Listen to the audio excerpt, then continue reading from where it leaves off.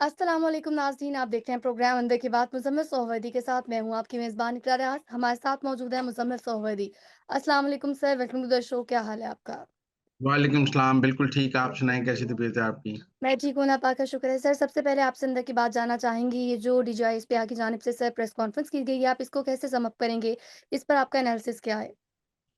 देखिए ये इसमें बहुत सारे टॉपिक्स थे और बहुत सारे टॉपिक्स पे मतलब उन्होंने बात की है, दहशतगर्दी पे बात की है, अफ़गानिस्तान रिलेशंस पे बात की है, इंडिया पे बात की है, 9 मई पे बात की है, 26 नवंबर पे बात की है, पॉलिटिकल पार्टीज़ के डायलॉग पर बात की है, पेस पर बात हुई है, तो कोई ऐसा टॉपिक नहीं है जिस पर सवाल ना हुआ हो और हुँ, उन्होंने उस सवाल का जवाब ना दिया हो।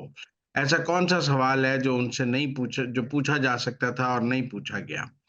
अब अगर आप कहें कि मैं इसको सम अप कैसे करूँ?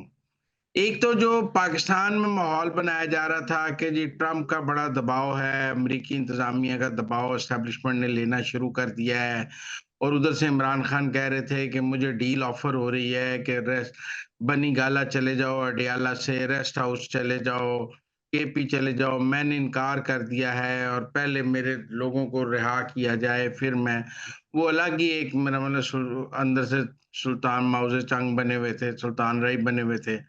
और दूसरी तरफ लोग भी परेशान थे कि कुछ लोग कह रहे थे कि एक मुज़ाकरात पर्दे के सामने हो रहे हैं, एक मुज़ाकरात पर्दे के पीछे हो रहे हैं। तो पर्दे के पीछे वाले मुज़ाकरात के बारे में आपको पता नहीं है, आप तो पर्दे के सामने वाले मुज़ाकरात को देख रहे हैं। एक खुफ़िया ताकत है जिसने इन दोनों को इकट्ठे मेज़ पर बिठाया है। ये सारा नैरेटिव हम जो है ना पिछले 1 माह से सुन रहे थे। और ऐसा लग रहा था जैसे कोई पीटीआई की बहुत बड़ी डील स्ट्राइक हो गई है। कोई एक यूट्यूबर ने कहा कि अली अडयाला में हेलीकॉप्टर आएगा और वो हेलीकॉप्टर जो है वो फिर अडयाला से सीधा बनीगाला ले जाएगा। वो ऐसा लगता था जैसे कोई हेलीकॉप्टर उड़ पड़ा है जीएचक्यू से अडयाला। तो एक एक नया माहौल बनाया जा रहा था। वो रिचर्ड गरनेल को दुनिया का हुक्मरान बना के पेश किया जी। जा रहा था। कि रिचर्ड गरनेल ने जो कह दिया है इसके बाद तो पाकिस्तान में एस्टेब्लिशमेंट की का सुसु ही निकल गया और वो परेशान है। और जीएचक्यू में मातम है और परेशानियाँ हैं और रातों की नींदें उड़ गई हैं। एक ये माहौल बनाया हुआ था ना पाकिस्तान में। तो इस माहौल में डीजीआईएसपीआर ने अच्छा कुछ लोग तो ये भी ट्वीट कर रहे थे कि देखा अब तो डीजीआईएसपीआर में प्रेस कॉन्फ्रेंस करने की हिम्मत भी नहीं है। अब तो इतना 9 मई के बाद दुनिया पड़ गई है कि ये उन सजाओं के ऊपर प्रेस कॉन्फ्रेंस भी नहीं कर सकते। देखो अमेरिका ने क्या कह दिया है, देखो बर्तानिया ने, देखो यूरोपीय यूनियन ने। करें ना 9 मई की सजाओं पे प्रेस कॉन्फ्रेंस तो इन्हें बताएँगे। तो इस सारे माहौल में एक माहौल बनाया गया जैसे पता नहीं पाकिस्तान की एस्टेब्लिशमेंट शदीद दबाव में है और वो किसी खौल में घुस गई है और पीटीआई चढ़ गई है एस्टेब्लिशमेंट के ऊपर और एस्टेब्लिशमेंट ने घुटने टेक दिए हैं इमरान खान के आगे। ये माहौल बनाया जा रहा।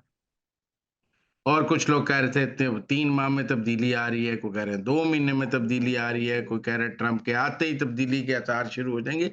तो ऊपर से वो डेडलाइन भी दे दी उन्होंने, 31 जनवरी तक मुज़ाकरात ना हुए। सबको समझ आ गई कि फरवरी में ट्रम्प के आने के बाद दोबारा पुरतशद्दुद कार्रवाइयाँ और दोबारा ज़मीन गरम की जाएगी। तो एक माहौल सा बन गया कि पता नहीं क्या हो गया है, कोई बैक चैनल कोई गल हो गई है। तो खान साहब को वाक़ई डील ऑफ़र हो रही है और वो कोई एस्टेब्लिशमेंट ट्रम्प के आने से बड़ी परेशान हो गई है। वो रिचर्ड गरनेल के ट्वीटों ने और इंटरव्यू ने वाक़ई जान अज़ाब में डाल दी है, तो ये इबाहम था। तो ऐसे में आईडीजी, आईएसपीआर की प्रेस कॉन्फ्रेंस ने ये सारा इबाहम दूर कर दिया। 9 मई के मुल्ज़मान को सज़ाएँ दी हैं और उन सज़ाओं पे कायम हैं।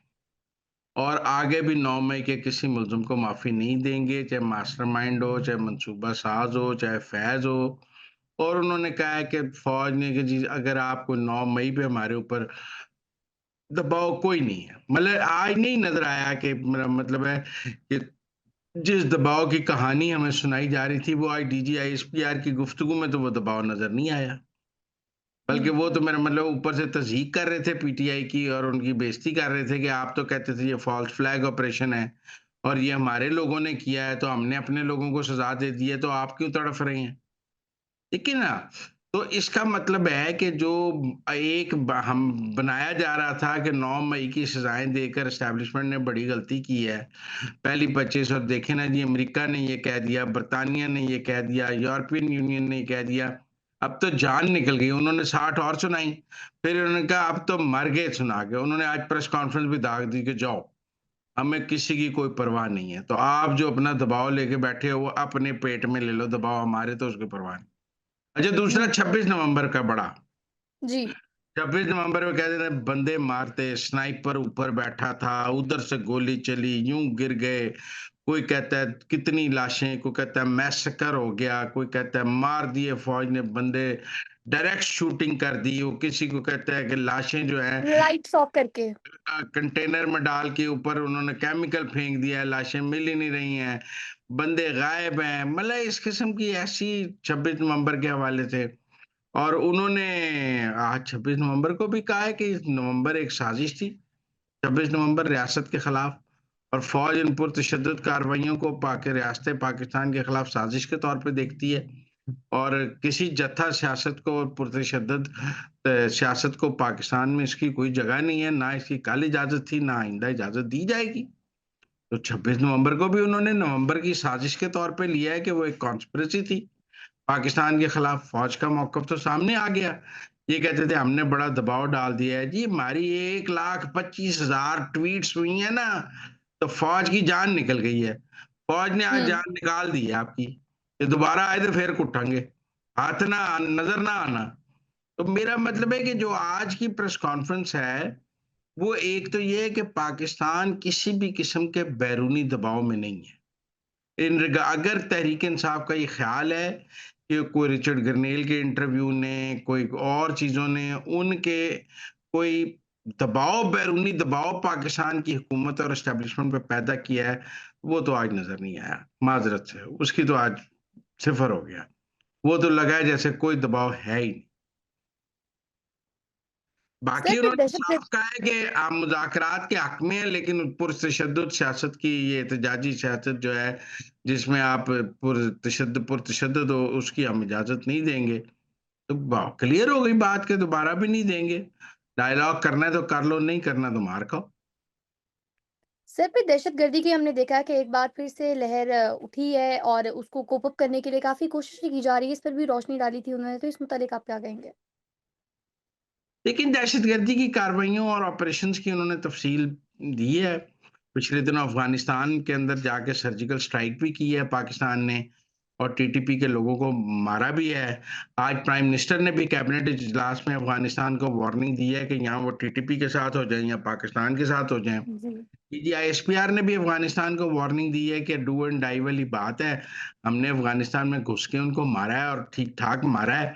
मेरे ख़्याल में दहशतगर्दी के खिलाफ तो फ़ौज का ऑपरेशन बहुत फाइनल फ़ेज़ में है, और अब तो हम सर्जिकल स्ट्राइक्स भी करने लग गए हैं, तो जो टीटीपी का ख़्याल था कि वो दूसरी तरफ बड़ी महफ़ूज़ है, वो बात भी नहीं रही। तो मुझे तो लगता है कि दहशतगर्दी की इस लहर पे फ़ौज और हुकूमत मिलकर काबू पा लेंगे। बाकी पारा चनार पर भी बात हुई है, और उन्होंने पारा चनार के हवाले से भी कहा है कि वो एक लैंड डिस्प्यूट है, वो कोई रिलीजियस डिस्प्यूट नहीं है, और उसको गलत तरीके से रिलीजियस डिस्प्यूट बनाया जा रहा है। वो तो लैंड डिस्प्यूट है 2 कबीलों का आपस में। ठीक हो गया। सर आगे बढ़ेंगे और अब बात करेंगे मोहतरमा शहीद बीबी की। आज 17वीं बरसी थी और इस पर लेकर गड़ी खुदाबख्श में चेयरमैन पीपल्स पार्टी बिलावल भुट्टो जरदारी साहब की जानिब से जो तकरीर की गई, उसको आप कैसे देखते हैं? देखिए, आज जो बेनज़ीर भुट्टो की बरसी है, उसके ऊपर बिलावल की जो तकरीर थी, वो तो सारी वफ़ाकी हुकूमत के खिलाफ थी। बिलावल ने तो सारा गुस्सा शहबाज शरीफ पर और वफाकी हुकूमत पर निकाला है। और मुझे समझ नहीं आती कि पीपल्स पार्टी जब कहती है कि हम तो हुकूमत में नहीं है, तो किस मुंह से कहती है? वाहिद पीपल्स पार्टी है जो चारों सूबों में हुकूमत में है। कोई सियासी जमात चारों सूबों में हुकूमत में नहीं है, सिर्फ पीपल्स पार्टी। आप देखिए, सिंध में उनका वजीर आला है, बलूचिस्तान में उनका वजीर आला है, दोनों जगह उनकी हुकूमत है। जी, केपी और पंजाब में उनके गवर्नर है। जी, चारों सूबों में उनके पास हुकूमती ओहदे मौजूद है ना। आप बताएं, नून लीग के पास सिंध में कौन सा हुकूमती ओहदा है? नून लीग के पास केपी में कौन सा हुकूमती ओहदा है? आप बताएं, एमक्यूएम के पास बाकी सूबों में क्या है? सिर्फ पीटीआई के पास बाकी सूबों में एक सूबे में हुकूमत है। सिर्फ पीपल्स पार्टी है जिसके पास चारों सूबों में हुकूमत है, सेनेट का चेयरमैन है, सदर मुमलिकत है, डिप्टी स्पीकर है, और इक़्तिदार की सबसे ज़्यादा नवाज़िशें पीपल्स पार्टी पे हैं, और वो पता नहीं किस मुँह से कहते हैं कि हम तो इक़्तिदार में नहीं हैं, हमने तो बाहर बैठ के सपोर्ट किया है। समझ नहीं आती, ये कैसा सपोर्ट है, जिसमें सारे ओहदे भी आपके पास हैं और सपोर्ट भी आपने बगैर किसी लालच के किया है। और तकरीर आज क्या थी? तरक्कियाती फंड्स की, कि पीएसडीपी हमें दे दें, हमें पैसे दे दें, पैसे दे दें, तरक्कियाती फंड दे दें। लूट-मार का जो शहबाज शरीफ ने लूट-मार रोकी हुई है, लूट-मार की खुली इजाज़त दे दें। मेरे तो ख़्याल में शहबाब बिलावल की जो तकरीर थी, वो काफ़ी गैर मुहज़्ज़ब और गैर सियासी थी। बेनज़ीर की बरसी पर ऐसी तकरीर उनको नहीं करनी चाहिए थी। देखिए, आज बेनज़ीर की बरसी पर सबने मुस्बत पैगाम दिए, प्राइम मिनिस्टर ने, हर एक ने उनकी वालदा को ख़राज तहसीन पेश किया। उनकी वालदा के लिए नेक जज़्बात का इज़हार किया।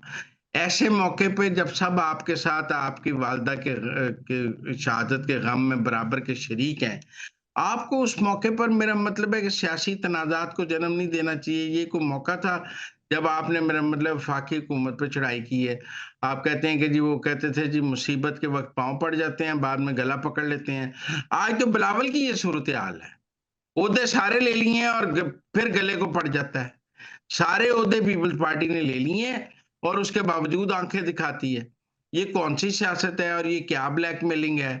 तो मैं ये समझता हूँ कि बिलावल खुद को इमरान खान बनाते जा रहे हैं। जी। बिलावल का अंदाज़े सियासत इमरान खान से मिलता-जुलता रह गया है। वो ना बेनज़ीर की सियासत कर रहे हैं, ना आसिफ ज़रदारी की सियासत कर रहे हैं। वो इमरान खान की सियासत कर रहे हैं। उन्हें समझ होनी चाहिए कि इस तरह गालम-गलूच, बुरा-भला कहने की सियासत का अंजाम मटियाला ही है। तदब्बुर कि वो अपने वालिद से सीखें, तहद्दुर, तहम्मुल और जो है मुहज़्ज़ब सियासत ही पाकिस्तान में आपको आगे लेके जाती है। शहबाज शरीफ से सीखें, नवाज़ शरीफ से सीखें। मुझे लगता है उनका आइडियल इमरान खान हो गया है। उनका ख़्याल है जितनी दब के गालियाँ निकालूँगा, ब्लैकमेल करूँगा, मेरी पोज़ीशन होगी। और मैं मुझे यहाँ पे बात ऐड करना चाहूँगी कि ज़रदारी साहब तो कहते हैं जमहूरियत खप्पे, जमहूरियत बेहतरीन इंतकाम है, शहीद बीबी भी ये कहती थी जमहूरियत बेहतरीन इंतकाम है। तो अब फिर अगर ये खान साहब को फ़ॉलो कर रहे हैं, तो ये क्या क्राइटेरिया है? क्या ज़रदारी साहब उनको गाइडेंस नहीं दे रहे? देखिए, आज ज़रदारी साहब की तकरीर तो बहुत पॉज़िटिव थी। मतलब हुँ, बिलावल की तकरीर कुछ और थी और ज़रदारी साहब की तकरीर कुछ और थी। हुँ, दोनों की तकरीर आपस में मैच ही नहीं कर रही थी। भला जरदारी साहब तो कह रहे थे कि सिंध के हकूक उनको मिलेंगे, आपको गैस भी मिलेगी, पानी भी मिलेगा, मैं आपका, वो तो पॉजिटिव बात कर रहे थे और बिलावल सारी नेगेटिव बात कर रहे थे। और ये नेगेटिव बात करके वो किसको क्या पैगाम दे रहे हैं? वो एक स्पॉइलर का किरदार अदा कर रहे हैं। देखें, इस वक़्त क्या पीपल्स पार्टी वफ़ाकी हुकूमत से हिमायत वापस ले सकती है? नहीं ले सकती। नहीं, आप अगर हमायत वापस लेंगे तो आपने जो इक़्तिदार में जो सारे चारों सूबों के मज़े ले रहे हैं, वो भी तो चले जाएँगे ना। मतलब नून लीग की वफ़ाकी हुकूमत चली जाएगी, आपसे चारों सूबे चले जाएँगे। हुँ, आप चारों सूबों में हुकूमत में हैं। आपकी गवर्नरियाँ चली जाएँगी, आपकी बलूचिस्तान की वज़ारत आला चली जाएगी, आपका सब कुछ चला जाएगा। नून लीग के पास पंजाब रह जाएगा, आपके पास सिंध रह जाएगा, फिर क्या रह जाएगा?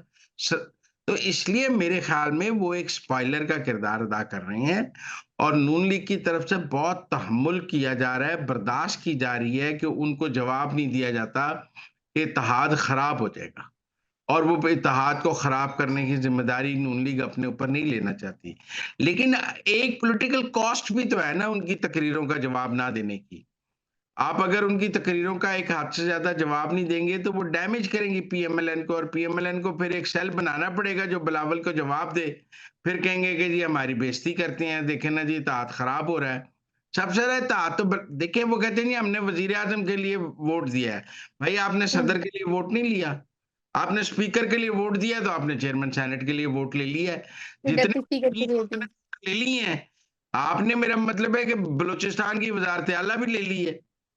तो इसलिए मेरे ख़्याल में बिलावल की तकरीर जो है, या तो ज़रदारी साहब उन्हें समझाएँ, या वो एक स्पॉइलर का किरदार अदा कर रहे हैं, जैसे पहले इमरान खान कर रहा था, अब बिलावल कर रहे हैं।